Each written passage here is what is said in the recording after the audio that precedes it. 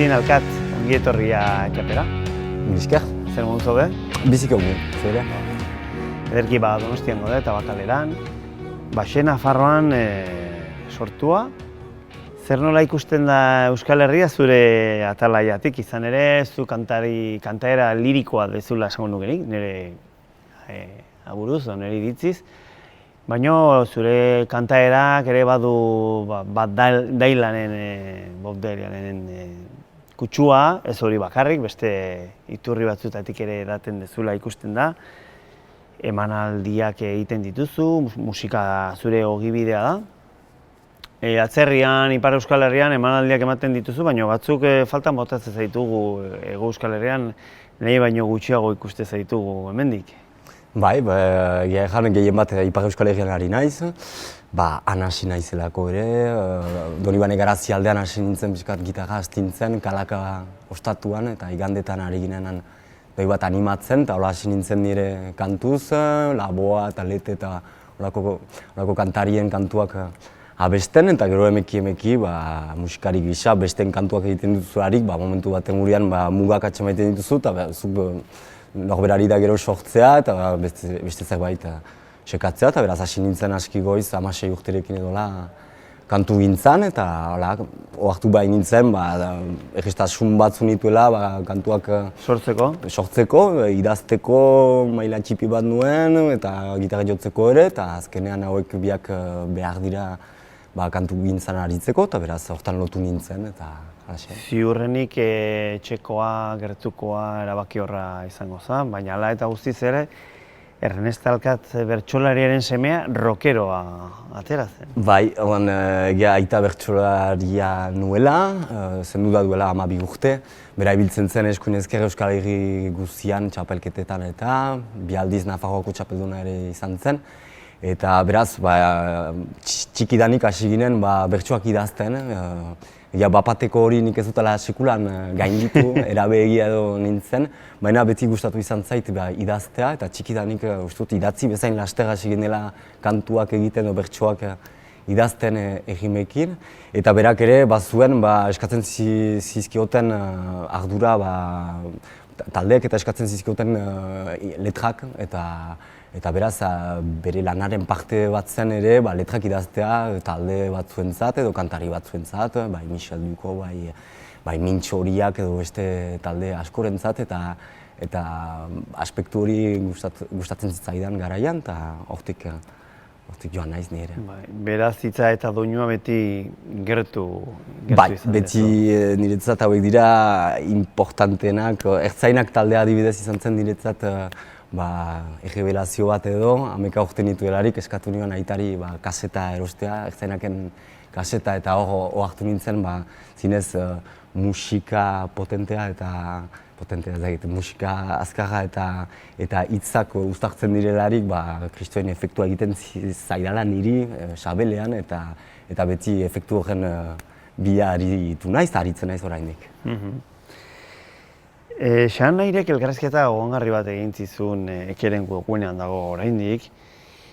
Eta hor besteak beste gauza asko esaten dituzu oso interesgarriak, baina nolabait lehenik eta behin Ipar Euskal Herriari begira hasi zinala adierazte zenuen, baina ere eraberan badago aitortza bat, esate zenuena euskera gabe ez naiz deus esaten zenuen. Zuko oso garbi izan duzu, hitza eta doinua zure etxean beti hor ondian bezala, hizkuntza zala zure bizitzaren erdigunean zegoen zerbait, ezta?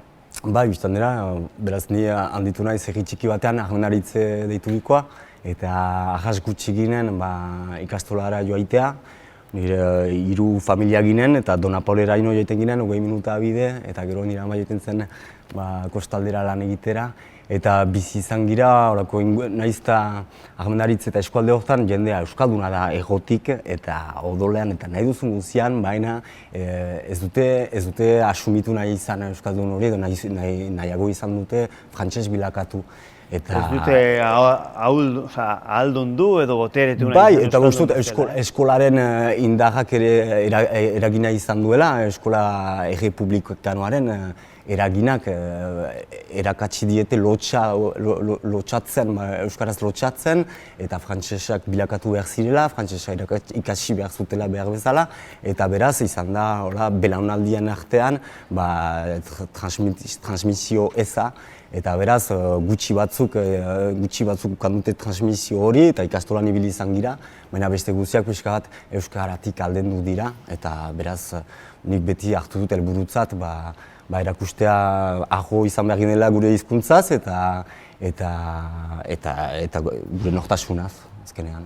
Nolabait gudari txipi bat bezala sentitzen zinetela, ez? Ikastolako ikasle bakan horiek, ez?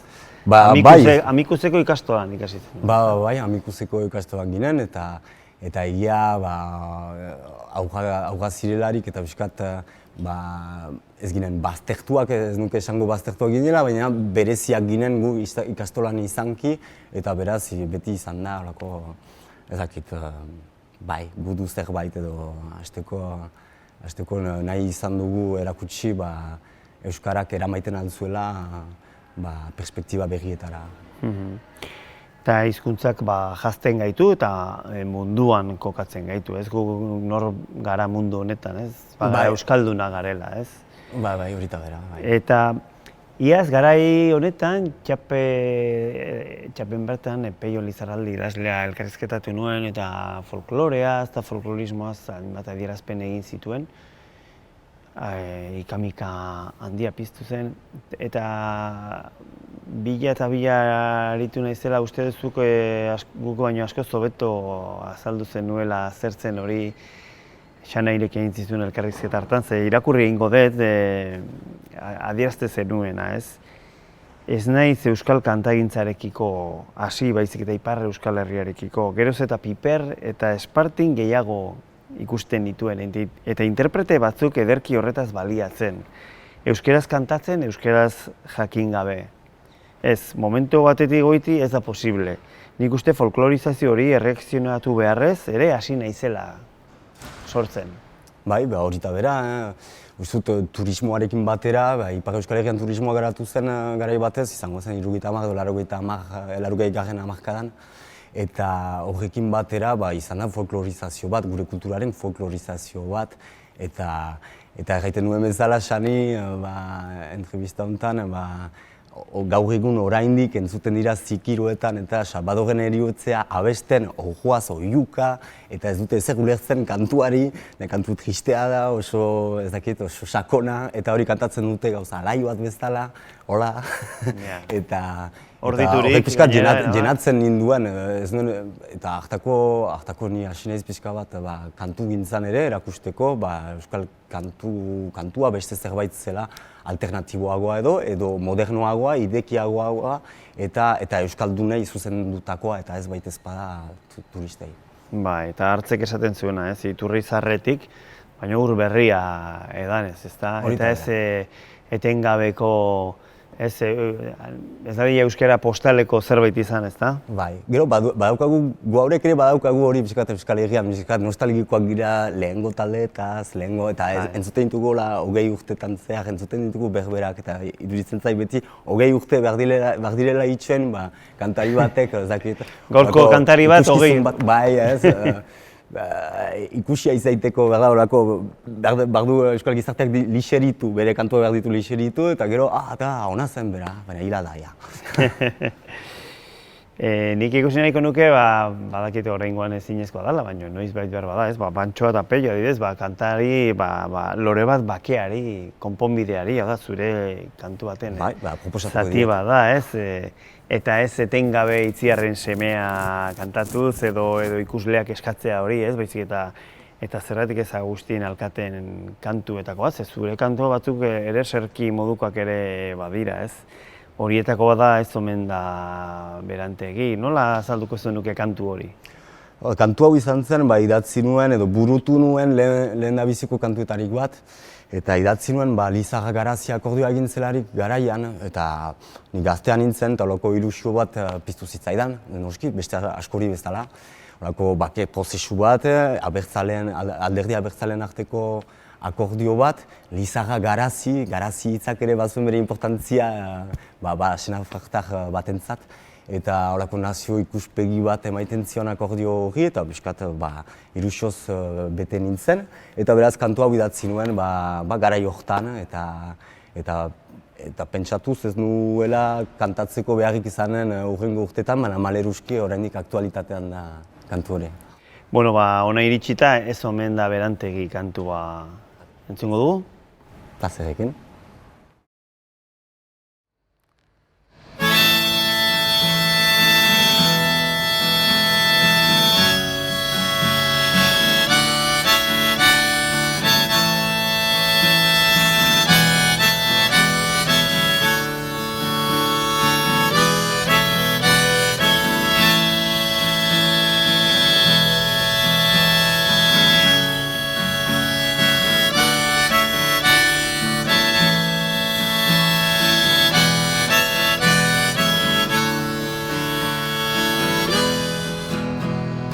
Egunak doaz gelditu ezinik, une honetapenak betikotzaturik. Denbora doa eskapatu nahirik, gure bizti aukerak bertan eramanik. Lore bat nahieri galdu arreberi, eskertu ez ditugun orori.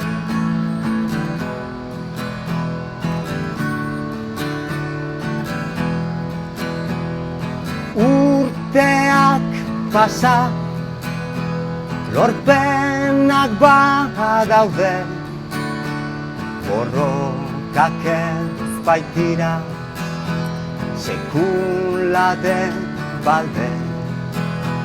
Gaur egindakoek herri honen alde, ondorioak noizbait kanen dituzte.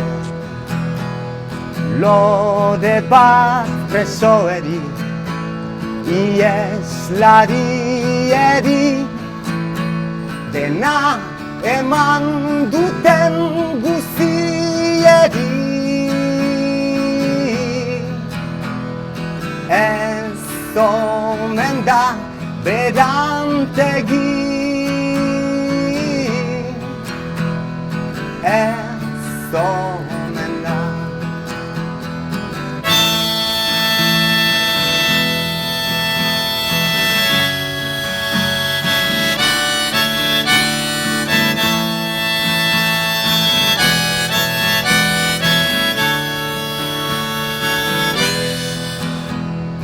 Gure asmoak bete nahian, denok ere damuak dauzkagu bizitzan. Etorkizuna aldatzekotan, iragana izpide daukagu geroan. Lore bat bakeari, konponbideari, aurrekoen nahikeriari. Ez omen da Berantegi, ez omen da.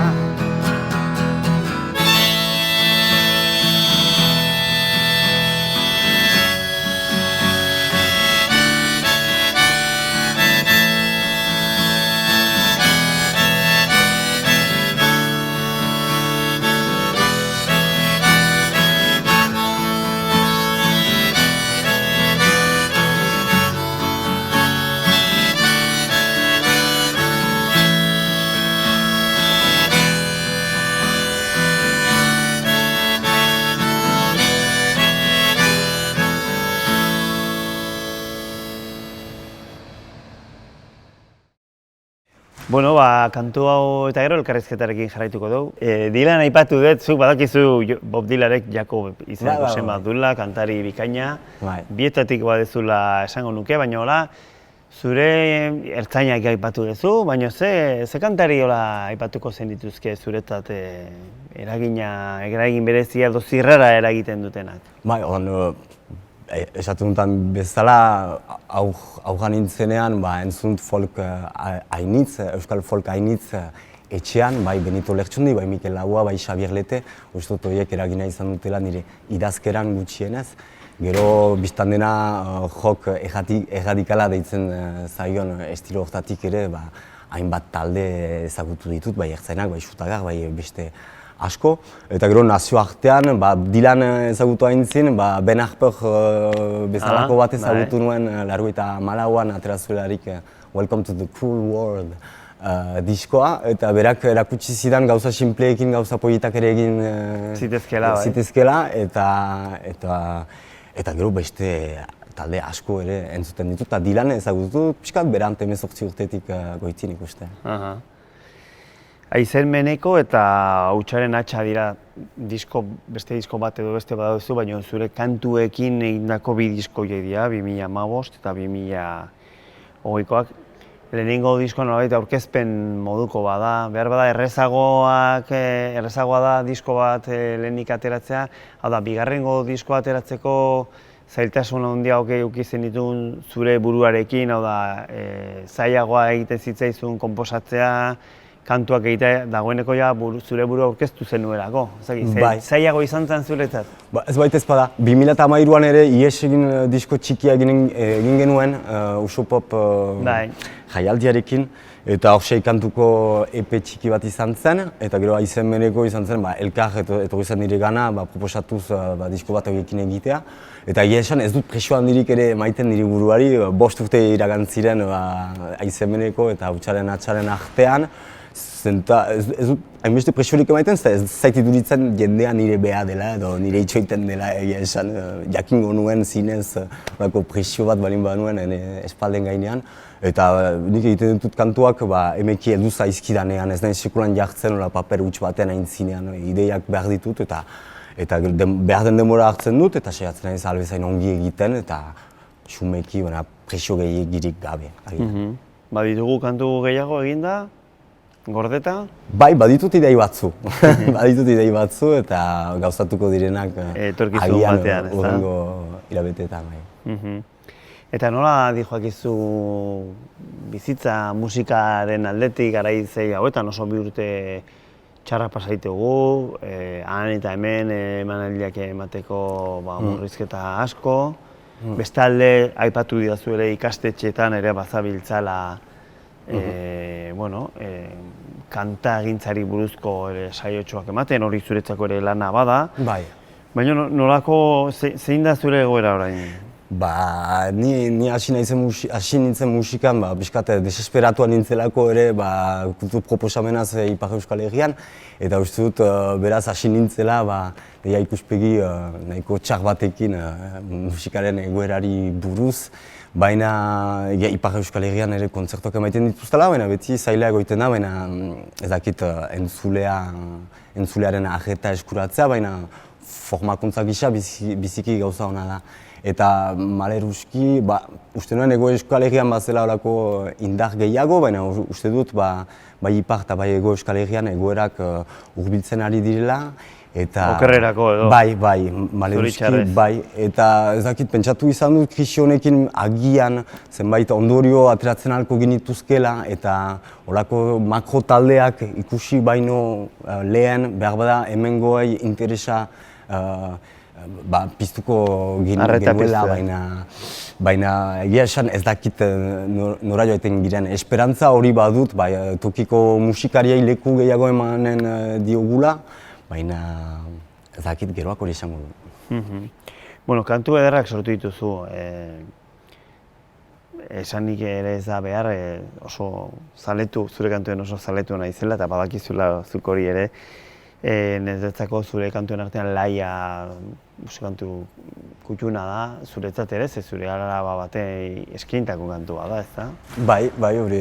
Sortu jaio zenean egindako kantua da? Bai, jaio hain zin, bere amaren sabelean zegoelarik bururatu zitzaidan, piano batekin sortu nuen kantua, eta egia esan, ez nahiken nik zer zen aita izaitea, eta bere amak ere ezakien zer zen ama izaitea, eta ezakit, izena bakarrik aukeratu ginuen Laia, eta kantu honetan hitzeman nahi nion, zintzoki hitzemaiten ahaltzen gauza bakarra, eta mundua beretako zela, eta bazirela zailtasunak, bazirela ausardiak iesiak, baina dena hor izango nintzela bere laguntzeko azkenan hori zen pixka. Zuke kantagintzari, zure kantuak eman dizkiozu, zer eman zuk ze jaso dezu trukean, adibidez, nire ustez musika bada gauza bat, nire bizipen bat izan da, nik musikari esker jende asko ezagutu dut, herri asko ezagutu ditut, ezakit, behar batzu dagoeneko Ipar Euskal Herria ja ezagutze zenuen, baina musikari esker kolektiboak, ekimenak, jendea, gehiago ezagutzeko aukera eman dizu. Eta bai, hori zait gehien gustatzen, nik ez dute musika egiten nire fama lantzeko, nire fama niretzat bosta sola. Egia esan, baina jendea ezagutzen dut, bai Ipar Euskal Herrian, bai antolatzailetan, bai musikarietan, Hego Euskal Herrian ere jende pixka bat ezagutzen dut, eta trukatzen ahal dut horiekin, eta hori da aberastasun handi bat, Jupe Rodorikaren telonelo ere izan nintzen Durangon, goratzen naiz, zangoa dardaran nuen, gela bete-betea zen, eta baina berak lagundu ninduan ere elkarren diskoa egiteko, eta berak gomitatu ninduen Durangon, eta berak esan zion bezala, ze trist la vida artist, eta horako gauzak ezakik gustatzen zaizkit jendeak ezagutzea, eta hortaz ikasten dut asko, bai. Eta etorkizuna nola irudikatzen duzu? Badakit ez dela batere erraza galdera hau egitea, baina jarraitu nahiko zenuke musikaren bidean? Bai, nik segitu nahi dut musika jotzen, eta albezain bat jotzen, bai Ipar Euskal Herrian, bai Hego Euskal Herrian, eta nahi nuke beste gazte batzuk ere bide hori ardezaten, eta aria ez dadila eten. Eta zenta uste dut, maleruski gaur egun gizartean musikak ez duela lehen zuen influenzia, garai batean gizartearekiko influenzia handia zuen euskal musikak, eta uste dut emeki lurraldeak galtzen ari girela, eta beraz nik segitzen dut aria mantentzeko, eta agian beste batzuei gazte ere gogoa pizteko, euskaraz eta besteko gogoa pizteko. Zorterik onena eta mundua aldrebes kantuarekin bukatuko dugu elkarrizketa hau. Eskerrik asko, Agustin. Esker zuai, besarte.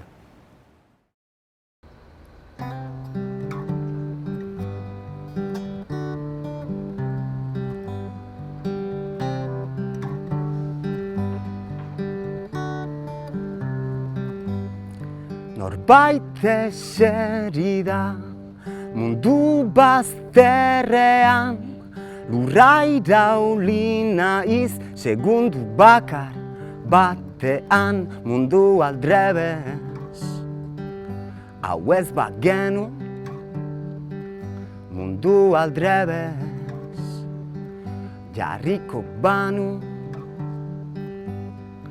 iguzki argia lehioen artean, miladen irria iratzarri nahi nauenean, mundu aldrebes.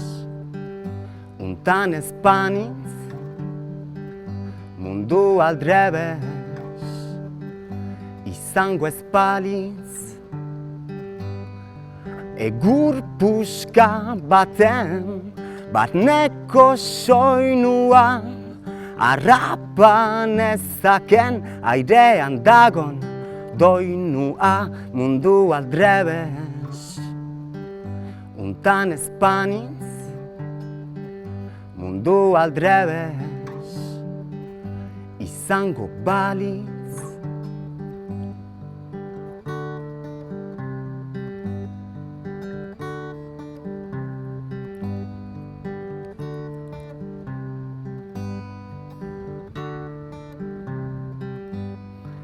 Eguna itzali da, lehertu ezinik, gauak eman ditu milioi bat izar, doainik mundu aldrebes. Izango ez balitz, mundu aldrebes. Izango balitz, mundu aldrebes. Hau ez bagenu, buru aldrebes, jarriko banu.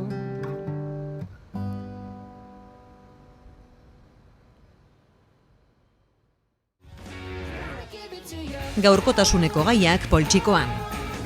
Aldizkaria ostiralero doan eskuko telefonoan eta tabletan. Deskargatu aplikazioa. Egin txap, irakurri, ukitu, ikusi, entzun.